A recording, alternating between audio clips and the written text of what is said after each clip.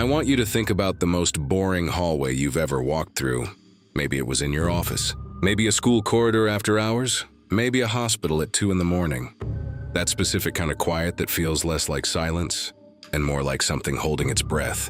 Now imagine that hallway has no end. No windows, no exit signs, no sound except for one fluorescent tube that never stops humming. The same tone, the same frequency for what you'll eventually realize is days. That's where I was, for 11 days. And I need to tell you what happened. Because I've been trying to say it out loud to real people in the real world, and every time I open my mouth, the words come out wrong. So I'm going to say it here, in the dark, where maybe you'll understand. My name doesn't matter. What matters is that on a Tuesday in October, I walked through a wall that wasn't supposed to be there, and I didn't come back the same. The building was one of those mid-century office parks. 4 floors, mostly vacant. I was there to pick up some equipment from a storage unit on the 2nd floor, something a client had left behind weeks earlier. It was 6:47 p.m., I remember, because I checked my phone right before. The elevator wasn't working, so I took the stairwell at the far end of the building, the one no one uses. The walls there were painted this specific shade of institutional, beige that makes you feel vaguely nauseous if you look at it too long. I got to the 2nd floor landing, pushed through the door, and then I was somewhere else. I didn't fall through anything. There was no flash of light, no sound. I didn't feel anything in my body shift.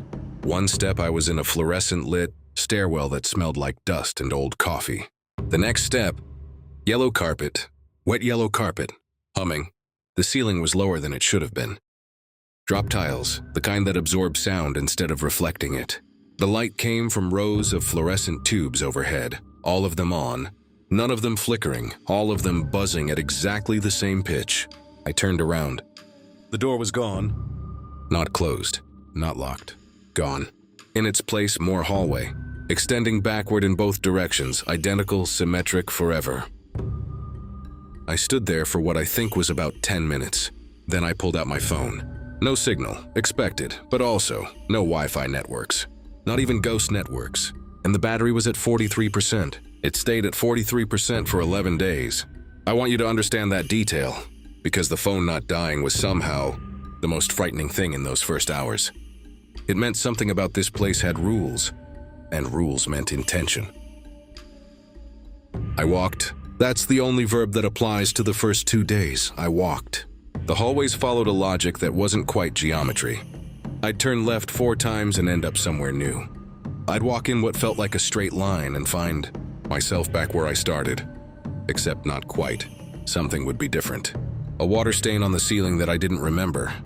A section of carpet that was slightly more faded, like the place was breathing, rearranging itself between my footsteps. The rooms, when I found them, were all variations on the same theme. Empty offices with no furniture.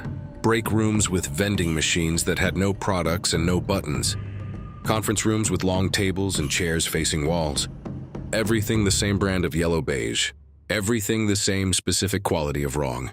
Like a movie set designed by someone who had only read a description of an office building, never actually been in one. The worst part in those early hours wasn't the loneliness. It was the smell. Moist carpet, old glue. Something underneath both of those, faintly organic. Like mushrooms growing in darkness. Not rotting, growing. I started calling it the yellow room even though it was infinite. It felt important to name it. Like naming it gave me some control over it. I know now that was a lie I told myself. The backrooms don't care what you call them. I should tell you about hunger. You'd think that would be the first thing to break me. No food, no water. But it wasn't. Not for the first 3 days. I don't know if time works differently there, or if whatever energy the place runs on was also somehow sustaining my body. All I know is that the hunger arrived slowly, a background noise, not a scream. Like everything else there, on what I'm estimating was day 3, I found a hallway I hadn't seen before. I know that sounds impossible. Every hallway looked the same, but this one was different in a way I can't fully articulate. The lights in this section were slightly warmer. The carpet had a pattern, very faint, geometric, almost worn away, but there. A pattern that implied someone had chosen it. Someone had decorated here once. I was standing in the middle of that hallway, looking at the faint carpet pattern when I heard it. Not footsteps. Closer to the sound of weight shifting. Like someone had been standing very still for a very long time and had just slightly, almost imperceptibly, changed their position. It came from around the corner ahead of me. I didn't move. Whatever was around that corner didn't move either. We stayed like that, me and the thing I couldn't see, for what felt like an hour. Then the light in the hallway ahead flickered once, and I walked the other way, fast. I didn't run. Running felt like an invitation. I just walked very fast and I didn't look back.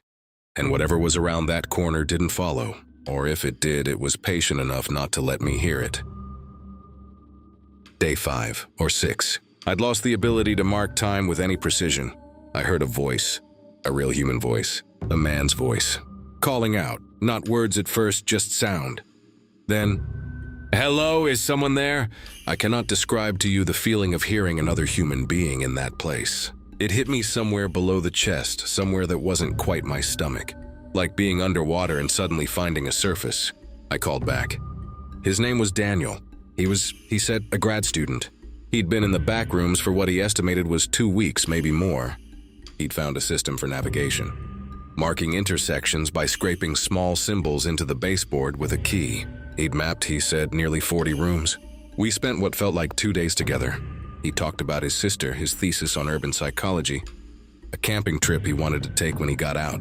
I told him about my work, my apartment, the specific coffee shop I was going to walk directly into when we found the exit. He laughed. Real laughter, echoing off those drop ceilings in a way that made the place feel almost bearable.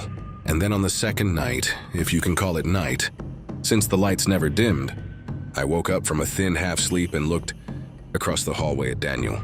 He was sitting with his back against the wall, head bowed, perfectly still. I said his name. He didn't move.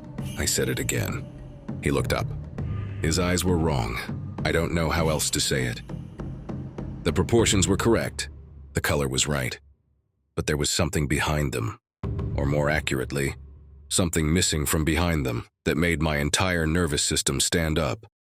Whatever was looking at me from Daniel's face had never been Daniel. It smiled at me.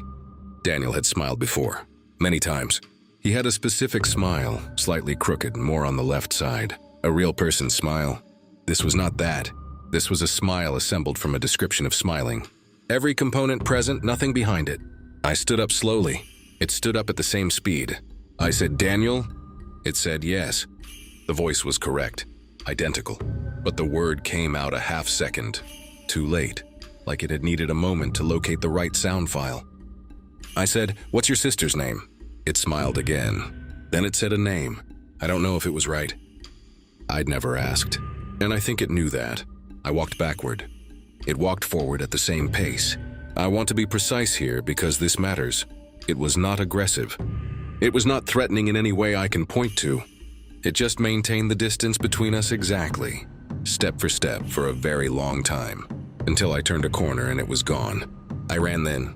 I ran for a long time, and when I stopped heaving, hands on my knees in the middle of an infinite yellow hallway, I realized something. If that thing could look exactly like Daniel, then how long had it been Daniel? How many of those conversations, the sister, the thesis, the camping trip, how many of those had I been having with that? On what I believe was day 9, the hallways changed. The carpet ended. Concrete began. The ceiling rose. The lights became industrial, bare bulbs in wire cages. Some of them out, pools of real shadow for the first time. The smell changed too, less organic, more like machine oil and rust. I'd read enough to know what this might mean. I'd fallen into something people online call level 1, the habitable zone, supposedly safer, supposedly a step toward an exit. I want to be honest with you. It didn't feel safer. The yellow room had been empty and humming and wrong.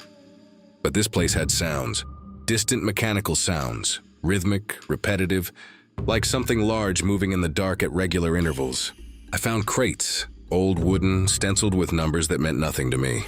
I found a door, a real door, metal, industrial, with a handle. I stood in front of it for a very long time, because I had been in a place where nothing was what it appeared to be, and a door right now presented to me like a gift. I opened it. Behind it, a stairwell, concrete steps. Overhead, a green exit sign, real light, incandescent, warm, coming from somewhere above. I came out in a parking garage, 3 blocks from my apartment. It was a Wednesday morning, 8:40 a.m. I'd been gone 11 days. The police had been looking for me. My phone, which had been frozen at 43% for 11 days, immediately died. I told people I'd had a breakdown, a dissociative episode. It was easier. The thing is, the thing that I keep coming back to, I've been home for 6 weeks now. I sleep fine. I eat, I function. People who know me say I seem normal. But sometimes in the morning, before I'm fully awake, I walk to the kitchen and the light is wrong. That specific quality of wrong. Too even, too bright, no shadows. And for 1/2 second before my eyes adjust, the floor looks yellow. And I'll leave the light on tonight, not because I'm afraid of the dark, because I'm afraid of what the dark might be covering up.